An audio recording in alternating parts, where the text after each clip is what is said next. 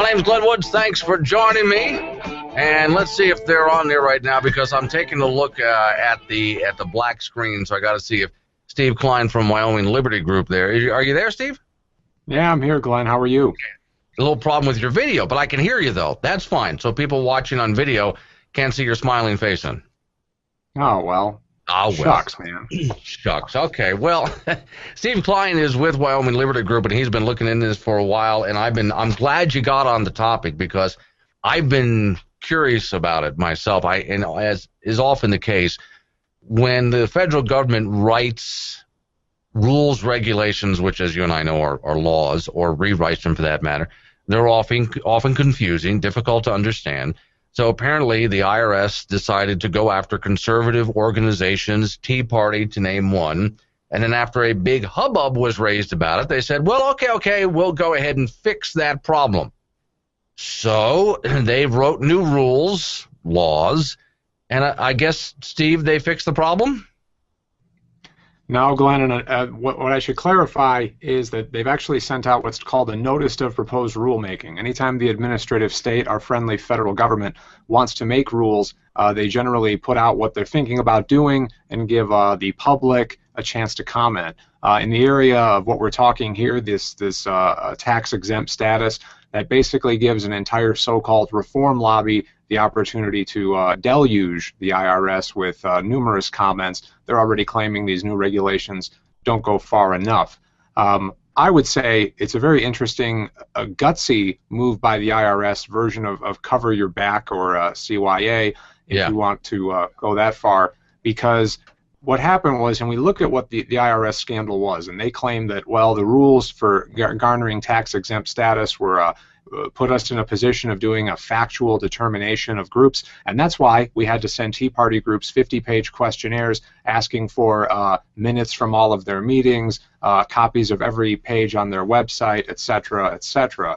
So they used that kind of as justification, and it was completely wrong from the beginning. And the results speak for themselves. And despite many efforts by different pundits in the media, etc., to try and cover it up, it was egregious. It was discriminatory. There were some progressive groups that were targeted, but by and large, it was almost vast majority Tea Party groups. So now they're trying to, what I believe is cover their backs by clarifying the rules, so-called, but basically that's just going to require much more stringent oversight of any group that gets together of all political stripes, not just Tea Party groups, not conservatives, libertarian, but liberal groups as well, and basically further restrict grassroots groups from getting tax-exempt status, because grassroots groups cannot actually afford compliance attorneys like myself. I'm not a compliance attorney, but I am an attorney, to fill out all these forms for them. Wait, let's back up for a moment on something you just said right there, because I think this is something that the audience listening out there needs to understand. And for those just joining us, I'm talking to Steve Klein from Wyoming Liberty Group. Why, let's say you and I, Steve, wanted to start a political action group of some kind, maybe another Tea Party style group, whatever we decided to start. Why would we want to get tax-exempt status from the IRS? Why can't we just gather money together, however we decide to do it, and spend money buying commercials and building websites and going door to door and handing out pamphlets? Well, nowadays, that's a great question, because I think in the past what you're looking at is you got a certain amount of legitimacy by having a certain tax-exempt status. Now, again, the interesting thing is people are saying, well, these groups like 501c4 groups, they should be taxed, but they are nonprofit groups. They're not selling a product. They're not trying to get together. They're just trying to raise money to get their cause out there.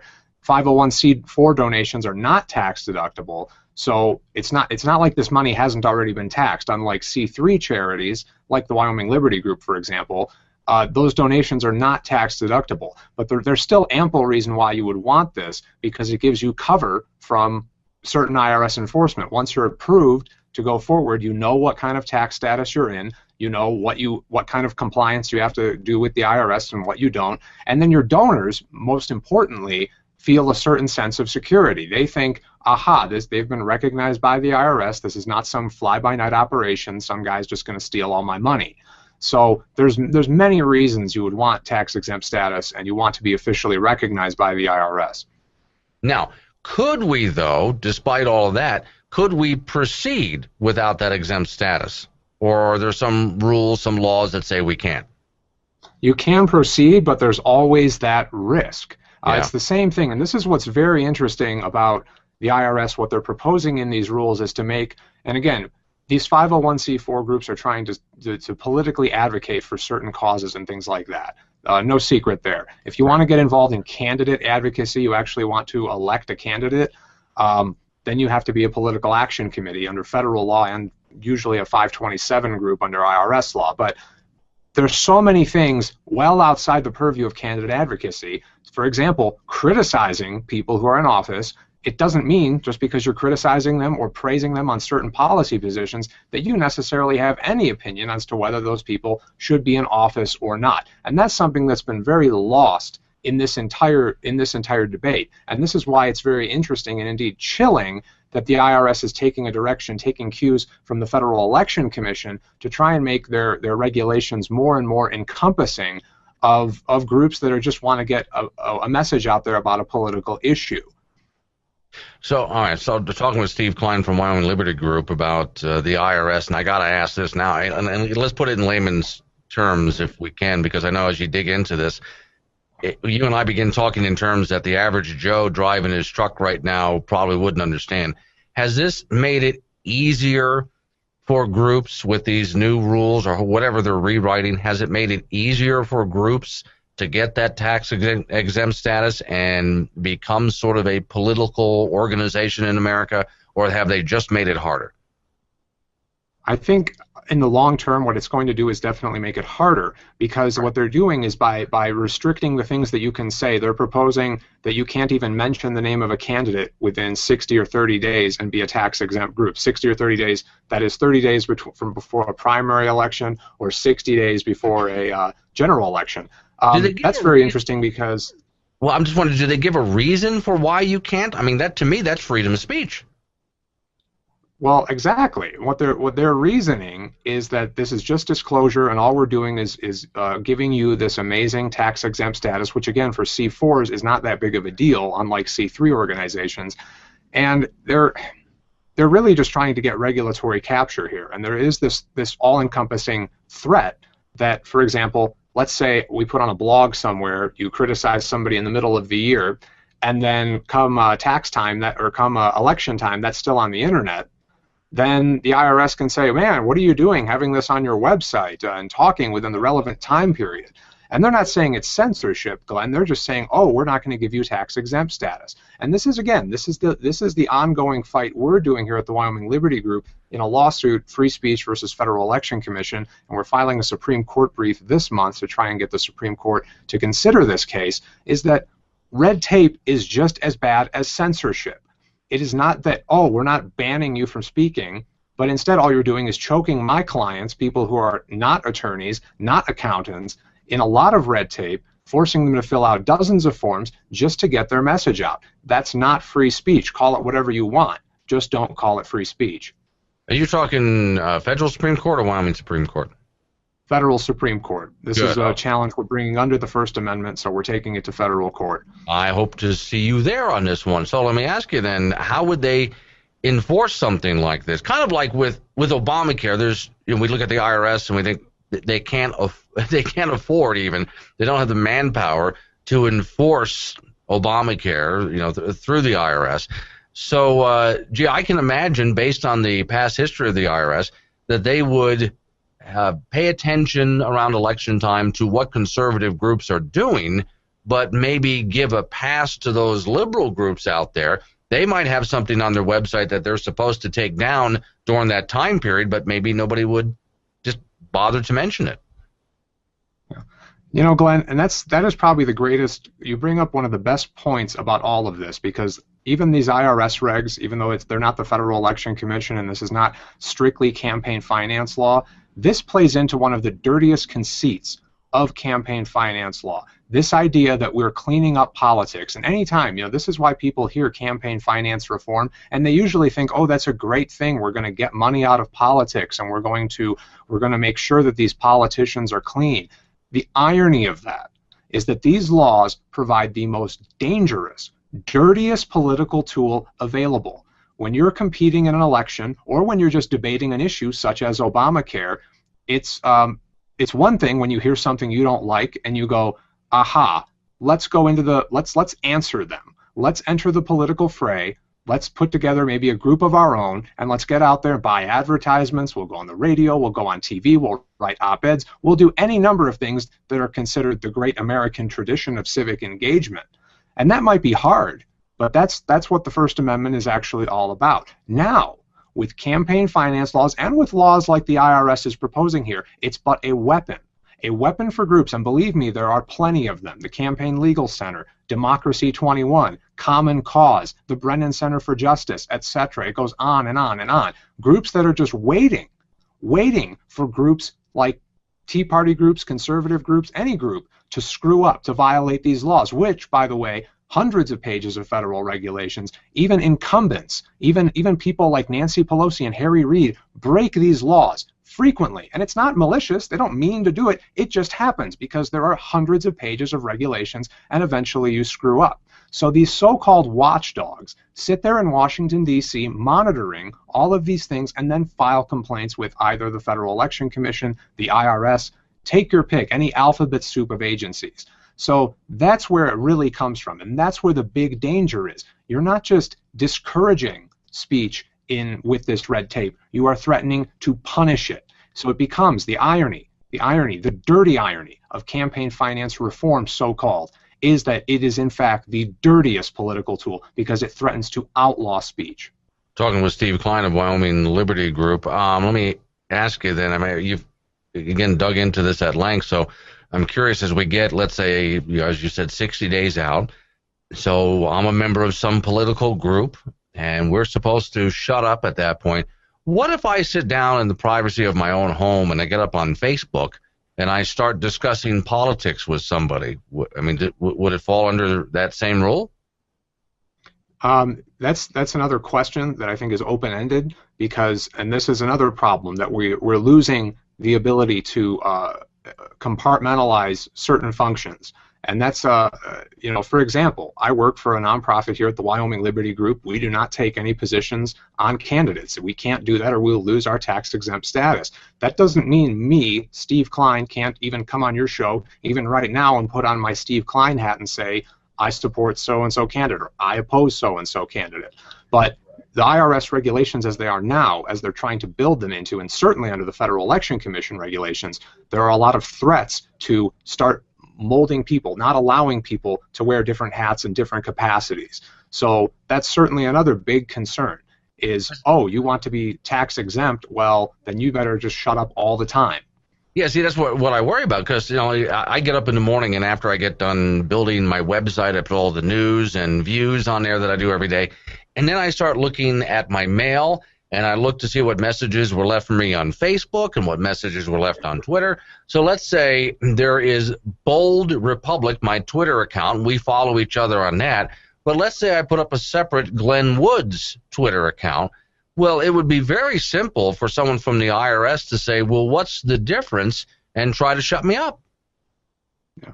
And I mean, the good news, Glenn, is that, and this is one of these unscratched areas of campaign finance law, and especially of tax exempt, is here we are in the world of media, you know, and it takes, you know, from experience that it takes money to run a radio station. Not everybody. You have to also get, fortunately, the FCC hasn't started messing with federal licensing of the banned airwaves and things like that too badly, but that's becoming a big, that's what's called the press exemption. It gives broad ability for everybody from MSNBC, Fox News to the Wall Street Journal to say just about whatever they want without having to fill out tons of forms. But they are huge, large, established press entities. For the little guy who can't go and start a radio station, usually banding together with people. That's another great irony, is that huge money, huge established media outlets can already do these things, and it kind of monopolizes what's going on. So you have this, now there's a lot of argument out there, and it's a great discussion to have, that the press is not an entity. The press is an activity. If it's Glenn Woods, whether you have a radio station or radio show or not, you on your Twitter account even, is you operating the press. The press is an activity. It's just like speech. It's just like assembly. This is not some special status that you achieve at some certain size. So that's a very important argument. We at Why Liberty really kind of shy away from making that argument because that kind of concedes the speech argument. I believe First Amendment freedom of speech is the broadest and most powerful tool we should be using against these kinds of laws. So eventually, though, that will definitely become an issue. I suspect in the next 10 or 20 years, the Supreme Court is going to have to grapple with the idea that the press is, in fact, an activity, not an entity, and therefore subject to all these protections, whether or not you're Glenn Woods, whether or not you're a guest like me on your show, whether or not they're the guy who just wants to print pamphlets in his garage or blog. I want to get into those pamphlets next year. I've been talking with Steve Kline, Wyoming Liberty Group, and Steve, we have to pay some bills, which of course will be taxed on our end. Okay, so back in we go with Steve Kline from Wyoming Liberty Group, there you are, Steve, fine. Okay, glad you did the reset button thing, and as soon as I say that, I lost your picture again. It's okay. Can I hear your voice, though? Am I on, Glenn? Am I still here? Yeah, it's the video portion of your show that's kind of skipping in and out, but that's okay. You mentioned pamphlets just before we took that break. We have 5 minutes left, and that's something else I was thinking about. So I've always thought, Steve, part of freedom of speech around election time was the ability to walk around, let's say, a downtown area, could be a park, and just hand out pamphlets saying, hey, I support this candidate. But is there now under these rules a time limit? I have to stop after a certain period of time? If you're going to be doing that under this organizational form as a 501c4, there are definitely, again, there's going to be, and they're going to argue, this isn't censorship, it's not red tape, because you get this tax exemption. And again, it's funny that for example, you're not making profits, you're raising money that's already been taxed from individuals, and they will go ahead and then you spend it on these pamphlets, you spend it on your website, you spend it on having meetings. You are not really pocketing any money profit-wise. Some people might. You might become a big enough organization that you can actually pay people salaries, but that's still, you look at, the funny part is under business law, you really do have to make profits before you're actually taxed. You get to do these beautiful, you brought in all this money, but they don't tax you on your gross receipts. They tax you on actual profits after all of these expenses, which includes any number of things. So it's a bit of a misnomer that people are, and there's plenty of corporations out there and businesses that pay no taxes every year. Sometimes that's very controversial because they have very good accountants who can help them hide things and things like that in little corners or in Switzerland or wherever. So that's it. Again, there's a lot of talk about how that this is not actually going to hurt these organizations, but it definitely is, because again, without this status, you could be just any other fly-by-night company or organization. So I apologize, Glenn. Now I've forgotten what we were talking about. That's what I was asking at the 60-day mark. Do I have to stop passing out pamphlets if I'm with one? Yeah. I do. The big and again, they're losing. I mean, that was one of the best cases, perhaps, in the history of free speech case law. Was McIntyre versus Ohio Elections Commission from the mid-1990s, and that was a lady who was going to a school board meeting and handing out pamphlets, and the Ohio Elections Commission tried to fine her for not registering as a certain kind of committee. And the Supreme Court, to their credit, said, "No, this is ridiculous. You cannot, under any circumstances, put her in this position." Unfortunately, that precedent has been whittled down over time. There are even people who now claim that the Citizens United opinion supported such broad disclosure regimes, and that's what our free speech case is actually about, is challenging that notion that you can actually force any group that spends more than $1,000 criticizing a candidate, for that matter, to file these very onerous and long forms that, again, if you screw up on these forms, you will pay civil penalties. If the Federal Election Commission and the Department of Justice believe that you willingly violated the law, they can charge you with a crime for engaging in political speech. Then finally, now we have the IRS. And I mean, who doesn't fear the IRS, Glenn? That was the biggest thing going back to this scandal. Was this is one of the largest agencies in the United States. They are obviously quite capable of making very invasive inquiries. We've seen the fallout. Certain supporters who were not supporting the president in the last election magically found themselves at the wrong end of an audit, and those things kept piling up. So they're really, the IRS, by making this move, they already entered the political fray by doing this. It used to be the Federal Election Commission really had the lion's share of control over federal campaign finance issues.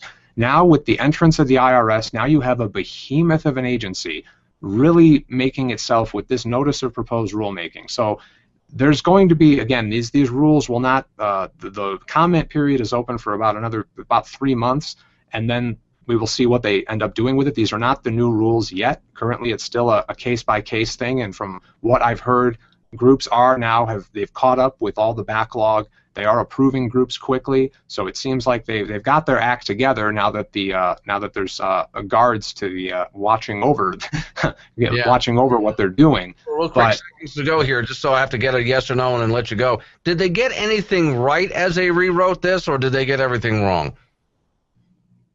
They got absolutely nothing right. Okay. Thank you, Steve. I'm sorry I'm out of time. Good to see you again. Great seeing you, Glenn.